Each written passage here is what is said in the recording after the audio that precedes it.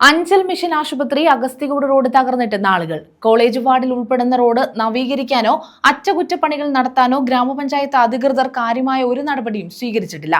പാതയുടെ നവീകരണത്തിന് ആവശ്യമായ ഫണ്ട് പഞ്ചായത്ത് വകയിരുത്തുമെന്ന് മുൻ പ്രസിഡന്റ് പറഞ്ഞിരുന്നുവെങ്കിലും അതുമുണ്ടായില്ല.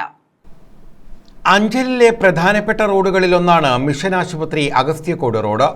റോഡിന്റെ തകർച്ചയ്ക്ക് കാലങ്ങളുടെ പഴക്കമാണുള്ളത്. കോളേജ് വാർഡിൽ ഉൾപ്പെടുന്ന റോഡ് നവീകരിക്കാനോ അറ്റകുറ്റപ്പണികൾ നടത്താനോ ഗ്രാമപഞ്ചായത്ത് അധികൃതർ കാര്യമായ നടപടികൾ ഒന്നും തന്നെ സ്വീകരിച്ചിട്ടില്ല. മാസങ്ങൾക്ക് മുമ്പ് പാതയുടെ നവീകരണത്തിനായി MLA ഫണ്ടിൽ നിന്നും 45 ലക്ഷം രൂപ അനുവദിച്ചതായി അറിയിച്ചിരുന്നു. എന്നാൽ ഒരു നടപടിയും റോഡിന്റെ കാര്യത്തിൽ ഉണ്ടായില്ല. കോളേജ് ജംഗ്ഷനിൽ നിന്നും മിഷൻ ആശുപത്രി വരെ ഏകദേശം 150 മീറ്റർ ദൂരത്തിൽ പലയിടത്തായി റോഡ് തകർന്ന് വലിയ കുഴികൾ രൂപപ്പെട്ടിരിക്കുകയാണ്. മലയോര മേഖലയിലെ ഏറ്റവും വലിയ ആശുപത്രികളൊന്നായ മിഷൻ ആശുപത്രിയിലേക്ക് ആംബുലൻസ് ഉൾപ്പെടെയുള്ള വാഹനങ്ങൾ കുഴിയിലൂടെയാണ് കടന്നുപോകുന്നത്. മഴ കനത്തതോടെ വെള്ളക്കെട്ടും രൂപപ്പെട്ടു.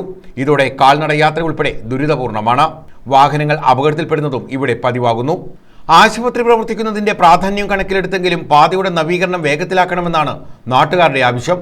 ദിവസവും 100 കണക്കിന് വാഹനങ്ങൾ കടന്നു പോകുന്ന ഒരു വഴിയാണിത്. മിഷൻ ഹോസ്പിറ്റലിലേക്ക് വളരെ എമർജൻസി സിറ്റുവേഷനിൽ രോഗികളെയും കൊണ്ടുവരുന്ന വാഹനങ്ങൾ വളരെ ബുദ്ധിമുട്ടാണ്. കാരണം നിറയെ കുണ്ടും കുഴിയാണ്. ഈ കുഴിയിലൂടെ രോഗികളെയും കൊണ്ട് പോകുമ്പോഴേ സോഫയുടെ അവസ്ഥ വളരെ കഷ്ടമാവുകയാണ്. ആംബുലൻസുകൾ പോലും കടന്നു പോകാൻ പറ്റാത്ത രീതിയിലാണ് ഇപ്പോൾ വഴിയായിരിക്കുന്നത്.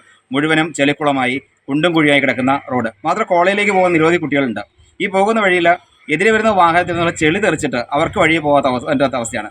ഏറ്റവും പ്രാധാന്യം എന്ന് പറയുന്നത് ഈ റോഡിൻ്റെ പ്രാധാന്യമാണ്. ഒരു വലിയ ഹോസ്പിറ്റലിലേക്ക് പോകുന്ന 100 കണക്കിന് രോഗികളെയും കൊണ്ട് പോകുന്ന ഒരു വഴിയാണ് ഈ രീതിയിൽ തകർന്നു കിടക്കുന്നത്. അധികാരികൾ ശ്രദ്ധിക്കേണ്ടതാണ്. എത്രയും പെട്ടെന്ന് ഇത് സഞ്ചാരയോഗ്യമാക്കി ഈ ഒരു ശോച്യാവസ്ഥ പരിഹരിക്കേണ്ടത് ഏറ്റവും അനിവാര്യമായ ഘടകമാണ്.